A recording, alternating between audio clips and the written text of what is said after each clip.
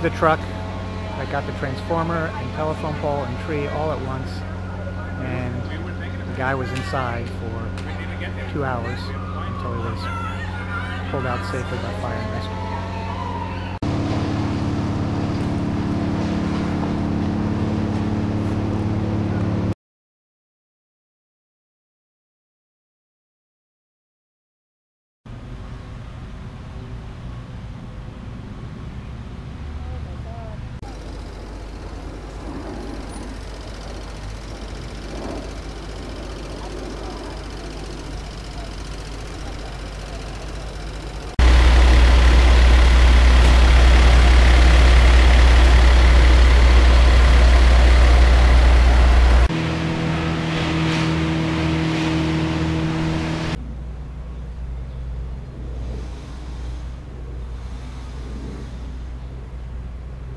Right, came through.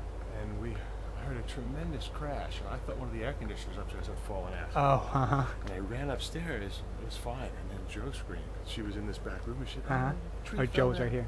She knew it was a tree. It was pouring with rain. It was raining so hard we couldn't really see out the window. I tried to come outside. I couldn't see anything. Right. And